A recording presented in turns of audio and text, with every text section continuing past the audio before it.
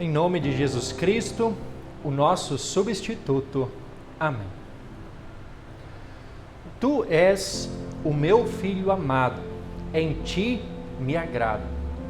Essas foram as palavras de Deus após Jesus Cristo ter sido batizado. Será que Deus pode dizer essas mesmas palavras a nosso respeito? A respeito de mim, a respeito de vocês? Será que Deus pode dizer para nós: vocês são os meus filhos amados, em quem me agrado? Guardem essa pergunta, reflitam sobre ela. Nesse final de semana, conforme eu já disse, nós lembramos do batismo de Jesus Cristo. Mas qual é, afinal, a importância desse evento? O que o batismo de Jesus representa para nós cristãos? Por que Jesus Cristo, sendo o verdadeiro Deus, sem pecado algum, submeteu-se ao batismo de arrependimento e perdão de pecados que João Batista administrava? Que o batismo de Jesus é um evento muito importante e significativo, disso não restam dúvidas. O batismo de Jesus é mencionado pelos 4 evangelistas, Mateus, Marcos, Lucas e João. Muitos entendem que Jesus insistiu em receber o batismo para ressaltar a importância do batismo, deixando o seu próprio batismo como um exemplo para que todos os cristãos sejam batizados. Em parte isso é verdade. Nós sim podemos olhar para o batismo de Jesus como um exemplo, mas o batismo de Jesus é muito mais do que apenas um exemplo. O batismo de Jesus tem um caráter substitutivo. A partir do batismo, Jesus assume o lugar de todos os pecadores na jornada que terminaria com a morte de cruz. Martinho Lutero, quando ele fala do batismo, ele diz o seguinte: Cristo aceitou o batismo de João porque ele estava tomando o nosso lugar. De fato, a nossa pessoa, isto é, tornando-se um pecador por nós, tomando sobre si os pecados que ele não cometeu, purificando-os e afogando-os em seu batismo. E quem fala isso é o apóstolo Paulo, na carta aos Romanos, ou melhor, na segunda carta aos Coríntios, no capítulo 5. Aquele que não conheceu o pecado, Deus o fez pecado por nós, para que nele fôssemos feito justiça de Deus. É por isso que Jesus insistiu em ser batizado. Era necessário se cumprir toda a justiça de Deus para que nós tivéssemos o perdão dos nossos pecados. Além desse caráter substitutivo, no batismo Jesus também é ungido com o Espírito Santo. E assim ele dá início ao seu ministério público. Não que o Espírito Santo já não estivesse com Jesus, mas esse momento do batismo marca o início da sua jornada rumo à cruz. E é o Espírito Santo quem o acompanha em cada passo dessa trajetória desafiadora. E o primeiro grande desafio seria justamente a tentação no deserto. E o texto diz que fala da tentação de Jesus, fala justamente isso, que o próprio Espírito Santo levou Jesus para o deserto com a finalidade de ser tentado. E o resultado nós sabemos, Jesus saiu vitorioso sobre o diabo. E da mesma forma como o batismo, a tentação de Jesus tem esse mesmo caráter substitutivo. Jesus não venceu as tentações para nos deixar um exemplo de como devemos enfrentar o diabo, até porque para nós isso é impossível. Se nós fôssemos confrontar o diabo, nós sairíamos derrotados. Jesus venceu o diabo, Jesus venceu as tentações do inimigo em nosso lugar, em meu lugar, em lugar de cada um de vocês. E a partir de então, passando pelo batismo, pela tentação no deserto, Jesus começa a anunciar publicamente a palavra de Deus. Jesus faz milagres e muitos prodígios, Jesus reúne multidões por onde passava. E muitos de fato receberam em humildade, em fé sincera, como único Senhor e Salvador, aquele que poderia resolver não apenas os problemas terrenos e físicos, mas principalmente o pior problema de qualquer ser humano, que é a realidade espiritual, o pecado que atormenta todos os seres humanos. Muitos os procuraram em fé sincera, mas também muitos o procuraram apenas por interesse. Viam nele a solução para os seus problemas momentâneos. Outros ainda passaram a vê-lo como uma verdadeira ameaça para o sistema religioso vigente na época. Apesar de todas as adversidades, apesar da oposição, Jesus Cristo cumpriu a sua missão fiel e obedientemente, levando uma vida abnegada de amor, de serviço e de compaixão por todos, inclusive por aqueles que o rejeitavam e odiavam. Jesus recebeu e acolheu pecadores. Jesus perdoou pecados. Jesus também repreendeu o pecado. Alertou para os perigos de uma vida sem arrependimento. Jesus instruiu, exortou e admoestou aqueles que o procuravam. Acima de tudo, Jesus Cristo foi o único ser humano sobre a face da terra que viveu uma vida perfeitamente agradável a Deus. Por isso, o testemunho da voz de Deus no dia em que Jesus é batizado. Tu és o meu Filho amado, em ti eu me agrado. Somente Jesus poderia agradar verdadeiramente a Deus. E mesmo assim, ele foi injustiçado, maltratado, perseguido, rejeitado e cruelmente morto na vergonhosa cruz. Assim como Jesus foi batizado, nós também fomos batizados. E nós já falamos sobre a importância e o significado do batismo de Jesus Cristo. Agora pergunto, qual é a relação do batismo de Jesus com o nosso batismo? O que significa o batismo para a nossa vida? Qual a importância dele?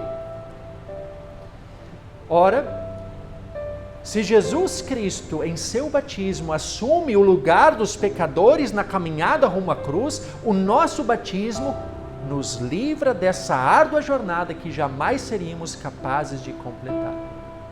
O apóstolo Paulo, na carta aos Romanos, diz: fomos sepultados com ele na morte pelo batismo, para que, como Cristo foi ressuscitado dentre os mortos pela glória do Pai, assim também andemos nós em novidade de vida. São as águas do batismo que nos unem à morte de Cristo. No batismo, a nossa natureza pecaminosa é crucificada com Jesus Cristo. O corpo do pecado é destruído para que não sejamos mais escravos, mas livres e justos aos olhos de Deus, como Paulo explica muito bem no capítulo 6 da carta aos Romanos. Enquanto Jesus, a partir do seu batismo, vive unicamente para morrer em nosso lugar, a partir do nosso batismo, morremos para o pecado, a fim de que possamos viver para Deus.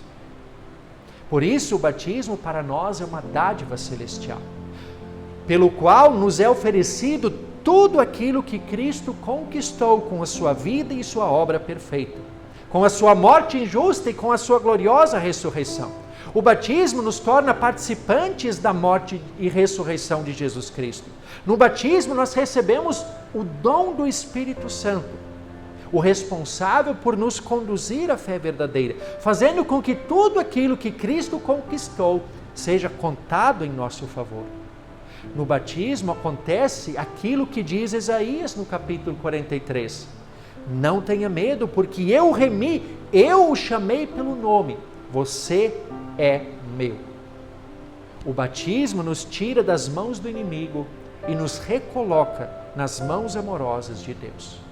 O batismo dá vida espiritual para quem antes estava completamente morto espiritualmente. O batismo é tão precioso, tão importante e significativo que Lutero não poupou palavras para descrevê-lo. No Catecismo Maior ele escreve o seguinte sobre o batismo, prestem atenção, porque são palavras muito bonitas. Lutero diz: considerem isto. Se houvesse um médico que tivesse o conhecimento para fazer com que os seres humanos não morressem, Ou então, mesmo que morressem, fazer com que vivessem eternamente. Como o mundo inteiro não faria de tudo para ter acesso a esse método, e de tão disputado, somente os mais ricos o conseguiriam. Lutero segue. Ora, o batismo traz tal tesouro gratuitamente para todas as pessoas. Uma medicina que acaba com a morte e mantém todos os seres humanos em vida. A gente vê muitas vezes hoje em dia as pessoas procurando, quem sabe, a cura para a morte. Nós temos a cura para a morte, o batismo. A palavra nos dá vida eterna. O corpo físico pode morrer, mas pela fé nós temos uma alma imortal. Nós viveremos eternamente. E quando Cristo voltar, não apenas a alma, mas o corpo voltará a se unir com a alma e nós viveremos eternamente de corpo e alma no novo céu e na nova terra. Essas palavras que Lutero escreve, elas definem muito bem o grande valor do batismo. A preciosidade, a importância que tem o batismo em nossa vida. Que além do perdão, acaba com o poder destruidor que a morte exerce sobre cada um de nós. No batismo começam a se tornar realidade as palavras que Cristo disse em João capítulo 11.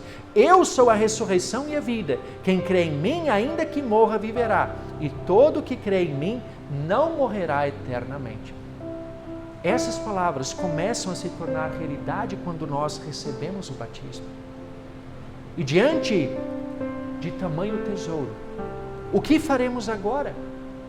Paulo parece que faz essa mesma reflexão. Continuaremos no pecado para que a graça aumente ainda mais? E ele mesmo responde: de modo nenhum. Usando o grego, a expressão é a seguinte: megeneto. É uma negação enfática. É como se Paulo dissesse: nem ousem pensar uma coisa dessas.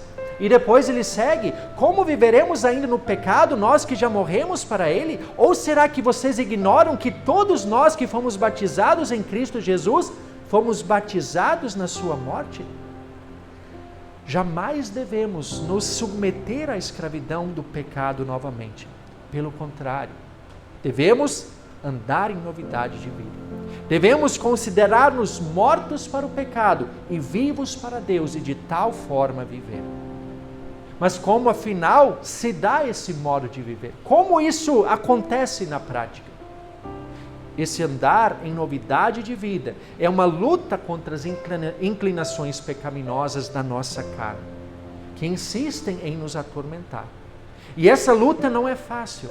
É uma luta árdua, uma luta difícil, e nem sempre nós seremos vitoriosos. Por vezes nós iremos falhar e fracassar, poderemos cair, poderemos ser vencidos pelas tentações. E isso gera dor, gera remorso, culpa, um sentimento de frustração e de derrota. E a verdade é que nenhum de nós conseguirá vencer plenamente. Porque somente Cristo venceu em nosso lugar. Ele nos torna livres. Lá em João, no capítulo 8, ele diz: aquele que comete pecado é escravo do pecado. E somente o Filho de Deus pode nos libertar. Ele nos dá essa liberdade. A liberdade que nós temos não pela vida perfeita que nós vivemos, mas pela fé que nós temos nele como nosso Salvador. Nós vivemos, enquanto estivermos neste mundo, uma tensão. Essa tensão continuará enquanto nós permanecermos aqui. Nós teremos altos e baixos, vitórias e derrotas, sucessos e fracassos. Mas o nosso consolo sempre será que saber que a aprovação final não depende da nossa perfeição, mas da perfeição de Cristo, o nosso substituto, o Filho amado do Pai, o único que pode nos tornar agradáveis diante de Deus. Andar em novidade de vida nada mais é do que uma vida de arrependimento diário. E o arrependimento diário é voltar continuamente ao batismo. Andar em novidade de vida é reconhecer que jamais seremos perfeitos. Por isso seremos continuamente dependentes da graça e do amor de Deus, do perdão que Cristo em seu Evangelho nos oferece. Uma vida de arrependimento é, acima de tudo, uma vida de fé em Jesus Cristo. Porque aquele que crê em Jesus Cristo como seu Salvador está reconhecendo que não pode salvar a si mesmo, mas deposita toda a sua esperança no próprio Jesus Cristo. E Jesus jamais falhará em acolher e socorrer aqueles que o procuram. A nova vida que brota da fé, ela também produz frutos na vida diária. E eles se concretizam em nossas ações de uns para com os outros, quando amamos, servimos e amparamos todos aqueles que Deus coloca ao nosso redor. E Lutero, inclusive, ele lembra que a melhor forma de fugir, de resistir à nossa tendência pecaminosa é justamente amando e servindo ao nosso próximo. E Lutero está certo. A mente vazia é a oficina do diabo. A ociosidade é justamente o que muitas vezes dá margem para nós cedermos à tentação do inimigo. Mas quando nós nos ocupamos com coisas boas, como amar e servir uns aos outros, nós diminuiremos as chances do inimigo nos tentar. O amor e o serviço ao próximo, é importante lembrar, eles começam na família. Quando marido e esposa servem e amam-se mutuamente, quando pais cuidam dos seus filhos, quando filhos são obedientes, ele acontece na sociedade, quando o funcionário cumpre as suas obrigações no seu trabalho, quando o patrão trata bem e valoriza os seus funcionários. Ele acontece na sociedade, quando nós respeitamos e honramos as autoridades, quando as autoridades governam com justiça e honestidade para o bem do povo. Esses frutos aparecem na igreja, quando nós vivemos em comunhão uns com os outros, como irmãos na fé. Quando nós ajudamos aqueles que precisam. Esses são os resultados práticos do batismo em nossa vida diária. São os frutos do arrependimento, são os frutos da fé em Jesus Cristo. Esse é o andar em novidade de vida. E agora, para finalizar, eu retomo aquela pergunta inicial, vocês ainda lembram? Será que Deus também pode dizer a nosso respeito: vocês são meus filhos amados em quem me agrado? Diante de tudo isso que compartilhei com vocês, que refletimos neste momento, será que Deus também, assim como olhou para Cristo e disse: tu és o meu filho amado, em ti me agrado, será que Deus também pode dizer isso a nosso respeito? Sem Cristo, Deus jamais poderá dizer tal coisa a nosso respeito. Mas com Cristo, quando nós cremos nele de todo o coração, quando nós tomamos ele de fato como Senhor e Salvador de nossa vida, então sim, Deus não apenas poderá, como dirá de fato, com alegria, com satisfação, de boca cheia: vocês são os meus filhos amados, em quem muito me agrado. Isso só é possível por causa de Cristo, aquele que é nosso substituto. Amém.